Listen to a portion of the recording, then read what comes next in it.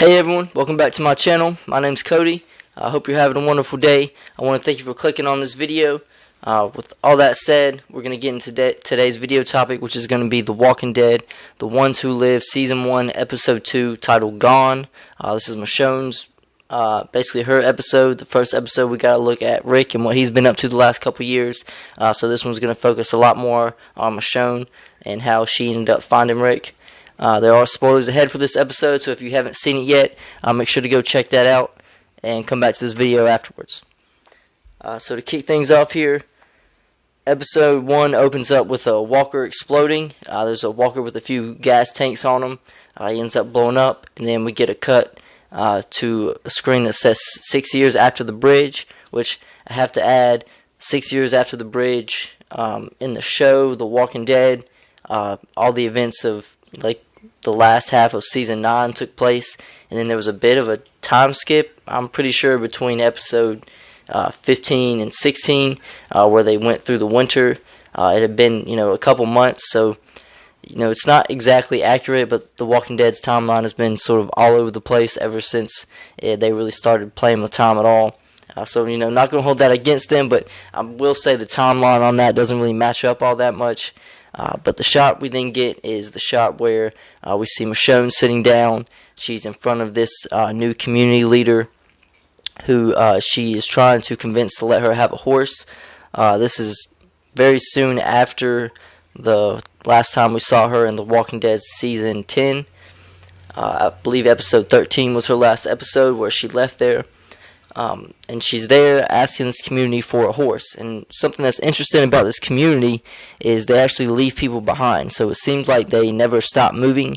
They're always on the go. And I guess that's how they've managed to survive this far.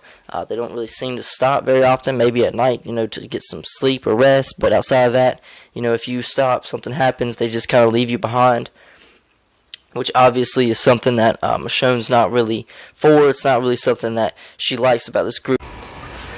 So Michonne's getting a lot of resistance from the leader of this community. She doesn't really want to give up a horse or really any of her supplies.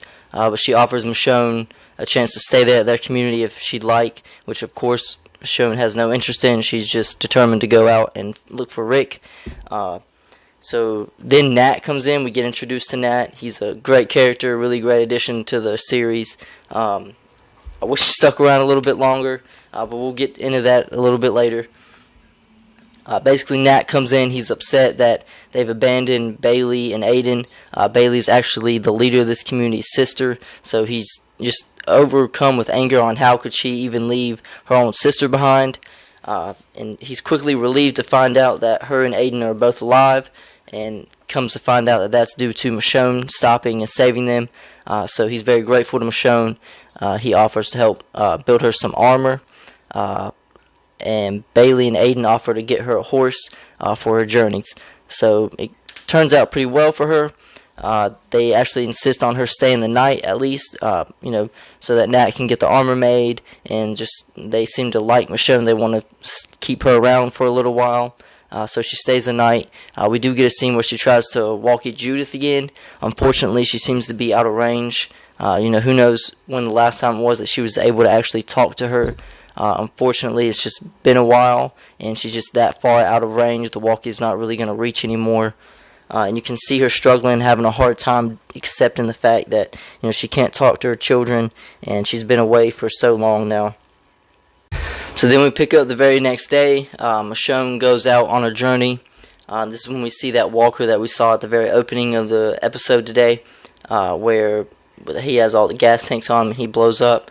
So he walks out after Michonne fires one of those little rockets. He comes out, he blows up, blows Michonne back.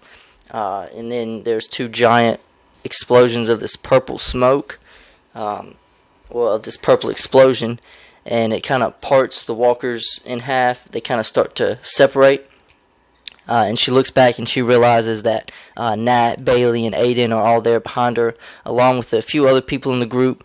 It seems that they've decided to leave the group since they've always been leaving people behind. Nat, Bailey, and Aiden just gathered up a few people who felt like that was wrong and that didn't want to be a part of that group anymore, and they all left together. and they decide to come help Michonne on her journey, in which Michonne then tells her that when they're done finding Rick, she wants to take them all back to Alexandria with her, and give them, a stable home with a community of people that, aren't just going to up and leave them or abandon them. So we don't get too much further into the episode when they're all out walking around, headed towards where Michonne wants to look for Rick. When they see a CRM helicopter, they're a bit shocked and confused about, who this person could be in the helicopter. They all stop and look up, and next thing you know, they're dropping what's actually chloroform gas. Chloroform gas. They're dropping on everybody here, and it ends up killing a majority of the people in this group. The only ones that we see make it out is, of course, Michonne, Nat, Bailey, and Aiden.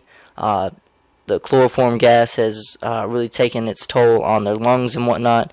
They're barely holding on, and so they make it into this little store or a mall, or I'm not sure exactly what it is, but they make it inside, and Michonne tells Aiden to strap Bailey down and to not get too close to her because, she could turn. She's in the worst shape out of all of them in there.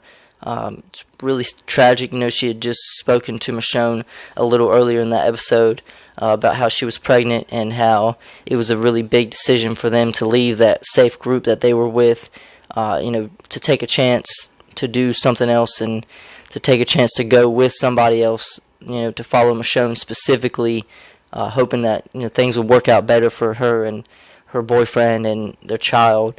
And ultimately, it just doesn't end well as Michonne leaves to go get some supplies for them to help them get better. And when she returns, she sees that Bailey is turned, and she has to put her down. She doesn't find Nat or Aiden at first, so she walks around the place, in which she discovers Aiden is also turned, and she has to put him down. And we see Nat behind the counter. He's kind of lit the counter on fire around him to try to prevent the walker from getting too close to him, and Nat just tells Michonne that he couldn't do it. He couldn't bring himself to kill Aiden, so that's kind of why he put the fire around himself, is so he didn't have to. He could just kind of stand there and sort of wait for Michonne to come back and hope that Michonne would be able to handle it. Then the next little while in the show is really just Nat and Michonne trying to build their strength back up. Trying to get, let their lungs heal, let their bodies heal. And so it's about a year, I believe, passes between this. And ultimately they start to get their strength feeling better. Michonne and Nat sit down to have a meal, and they start talking about finally going out to leave. And they ultimately decide that they do want to go back to Alexandria. So she's somewhat thinking in her head, like, if Rick was really out there, he would have found his way back home by now, which does make sense. I mean, you would think Rick would stop at nothing to get home, and he quite literally has, all up into a point that he realized he'd be putting people that he knows, that he loves, in danger if he did leave. So, unfortunately, Michonne doesn't know about that yet, but their reunion's a lot closer than she thinks it is. And then we see Nat and Michonne on their journey, and then they stumble upon a CRM helicopter. Once they see it, they both kind of have the same idea that they want to just take that thing down. So Nat shoots his cool rocket thing he has at the helicopter. It's funny, he says the first one is a dud, but we know that first one actually just made it into the helicopter, into Okafor, and blew Okafor into a bunch of pieces all over the inside. Really tragic that Okafor went out like that. He was a great character. But ultimately, they take the helicopter down. It crashes. And Michonne is still so angry about what happened and all the people that died. More specifically, Bailey and Aiden, who, she was starting to grow a close connection with before their tragic passing. And she blames these CRM soldiers because they're the ones that, dropped the gas on them. So as she's going up to these soldiers, she's making sure to take their helmets off, and she's doing it because she wants them to look into her face, look into her eyes while she kills them. It's a pretty intense moment here. But I'm glad that they kind of added that in there to make sense to the story, because you would think maybe she wouldn't remove anybody's helmet. She'd just go around and start killing anyone. And if that was the case, she would ultimately just killed Rick without even looking at who it was. So I'm glad they added that detail in there, that she's angry, she's vengeful, she wants to see their faces, and that's why she's pulling the helmets off. And that's ultimately what prevents her from killing Rick, and before she even knew who it was. They do end up meeting Rick, actually, though, after this. Once she runs into him, they share a kiss, they have a scene together, and ultimately it's cut kind of short because Nat comes in and asks if that's Rick, and then Nat is shot by a CRM soldier who was thought to be dead but was still alive, apparently. He ultimately shoots Nat. It's a pretty fatal blow. We do lose Nat in this episode, which is very unfortunate. I was liking his character a lot like Okafor. It's the same thing with Okafor. They've introduced these great characters that you want to see more of and you want to get to know more of, and just ultimately in this universe of The Walking Dead, not everybody gets a happy ending. Not everybody, gets to move on like you want to. But I think that's the main theme of the show here. The Ones That Live is about the people that die close to you, that have impacted you in your life, that kind of set up that they're never really dead. They're always alive through you and through the experiences you had with them. And I think that's going to be a bigger role playing out throughout the rest of the season. I think ultimately Rick and Michonne are going to decide to fight against the CRM and build it into something better because of people like Okafor and people like Nat and the effect that they had on Rick and Michonne's character. But after they've dealt with that CRM soldier and Nat has passed, ultimately Rick remembers that there are other CRM soldiers on the way because he called for backup earlier when the helicopter was shot down. So he starts explaining to Michonne what she needs to do. She can't act like herself. She can't be strong. She can't be a leader. She needs to hide that about herself. She needs to hide her name because he's fearful that someone might already have known of the name Michonne besides Okafor. And he also explains to her that he will, not be with her right away, but he'll find her later on at the CRM. And he tells her not to call the dead walkers because that's what he calls them. Again, he's just trying to be safe and make sure that they don't see her as any kind of threat and they don't see her as any connection to him, because that could ultimately get the two of them killed and quite possibly everybody back home at Alexandria. And then Michonne is interviewed at the CRM before she's let in, which goes well. She gets let in, and then Rick finds Michonne and takes her somewhere where they can't be seen together. He asks about Judith. Of course, Michonne tells him that Judith is okay. She stops for a second. You can tell she's contemplating telling him about RJ, telling him that he has another son. But she decides to wait and hold off on that until they get out, and which makes sense. I think you don't want to give him too much information. He might want to start acting out of emotion and not be as cautious as they need to be to get out of there safely. So she definitely just wants to kind of save that information for him for later on. And I'm sure we'll get that scene where they talk about all the things that have happened and changed since he left once we get into episode 4. In this same scene, we also see Michonne find out about Rick's arm, in which Rick says that it happened one of the last times he tries to escape. And she kind of looks at him a little puzzled, when he says the last time he tried to escape, as in, he's sort of given up. In which, Rick just kind of tells her that they had him trapped, but he's not trapped anymore. So I believe Rick's just referring to Okafor knowing about Michonne and Alexandria and whatnot. And because of that information, he felt like he was stuck there. And I guess he thinks that with Okafor gone, he doesn't have to worry about that anymore. But that's definitely going to change here by the end of this episode.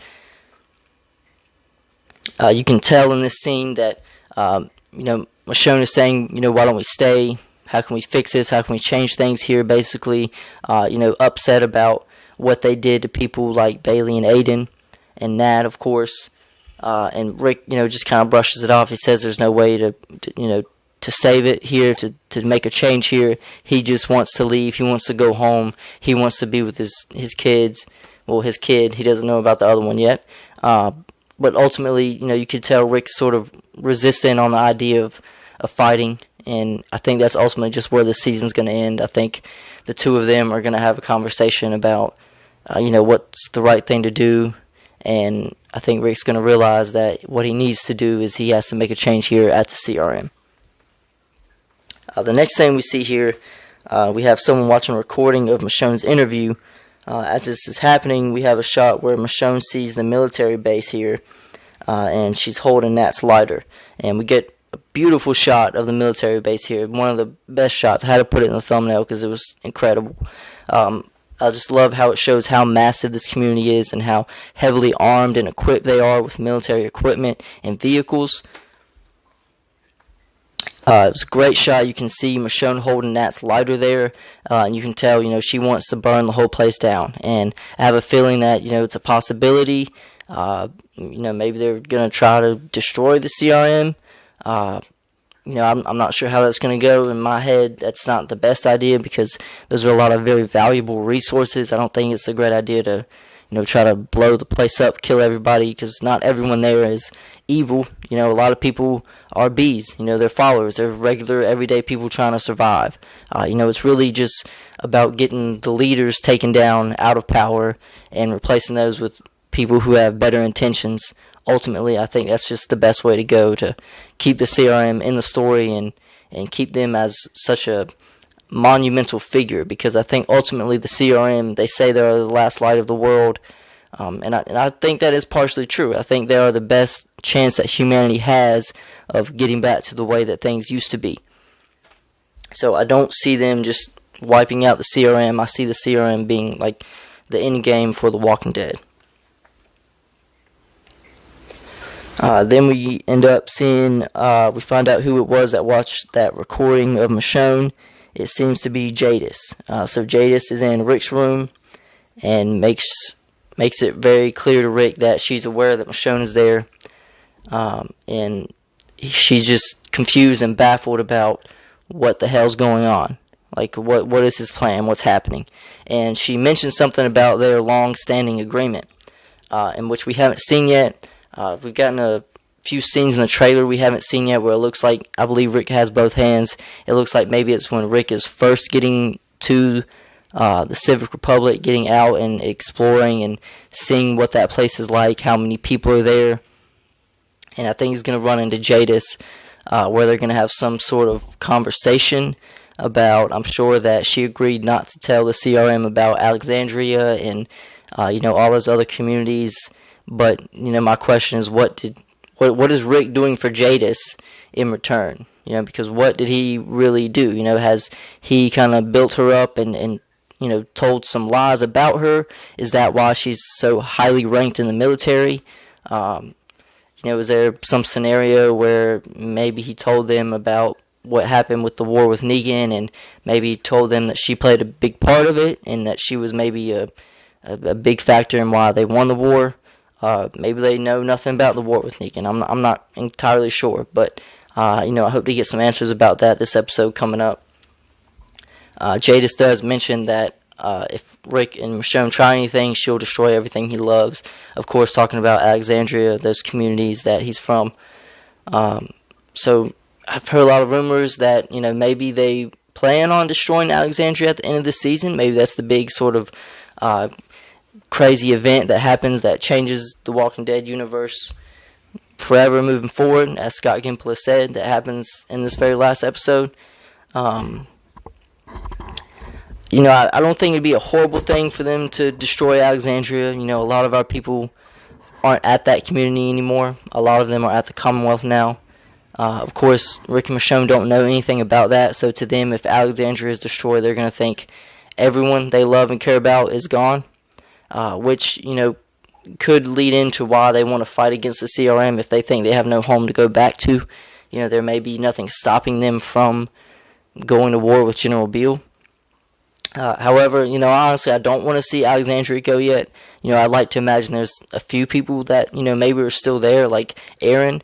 Aaron was a huge. He lived at Alexandria for, I believe, since the apocalypse started. That's sort of been his home. I felt like he would be one of the leaders on, I don't know if they have maybe a committee there now as well still. But I definitely see Aaron and his daughter Gracie being there, and that being like their main home, just because it's where they've been for so long. Maybe there's a few other main characters that are there. I know for the most part, most of them are at the Commonwealth, but it's really hard to say. I doubt we'll see any appearances from anyone else from the original show. Again, I'm still holding out hope that maybe we see Morgan by the end of this season. Maybe he's teased for season 2. But ultimately we'll see. And I hope that they don't destroy Alexandria. But if they do, as long as it's serving the story well, I think it will ultimately be worth it. I hate that in Dead City we kind of hear that Hilltop might not be around no more. If Alexandria is taken down again, I don't love that idea, but it is what it is. We got to keep moving forward. That's a big set to have to rebuild. I don't think they have any plans to ever go back and rebuild that set. I think if there is a reunion with Rick and everyone else, it probably will be at the Commonwealth. Oh, one more thing. Actually, I want to leave this 9.5 out of 10. I would give it a 10 out of 10. But I just love the first episode a little bit more. Maybe it's biased because that episode was mainly focused on Rick. But I really enjoyed that episode a little bit more. Ultimately, going forward, it's going to be hard to top a 10 out of 10. But I think moving forward, the rest of these will most likely be that as well. Time will tell. But I'm really looking forward to the next episode. One more thing I wanted to bring up that I forgot to talk about in my last video, the breakdown and review for episode 1. There was a scene where Okafor hands Rick and Pearl a few different history books about different wars, such as the Cold War and whatnot. And one of the books that he hands him is actually called The Art of Peace, which is the same book that Eastman gave to Morgan back in Season 6. I think this is just a little Easter egg for the fans, but I think it also sort of hints at the fact that we will probably see Morgan again here in this show. I think he'll probably be a surprise character at the very end, but we'll see how that goes. I actually have a copy of it right here, so I got this in one of the Walking Dead Supply subscription boxes. If you don't have that, I suggest you check it out. It's every 3 months they'll send you a box. You'll get like a t-shirt, usually some sort of art. They'll send something, like this, usually maybe something from the show, or like a keychain, sticker for your car, different stuff like that. You should definitely check that out. But it's just called The Art of Peace here. And that's all I got for today's video, guys. I want to thank you for clicking on this video. Please make sure to like, subscribe, share this with your friends and family. Gets the video seen by more people. Helps with the YouTube algorithm. Gets the video out there more. If you're a Walking Dead fan like me, please subscribe, comment, leave your thoughts and opinions. I'd love to have a discussion down in the comments about the show. And that's all I got for today, y'all. Thank you.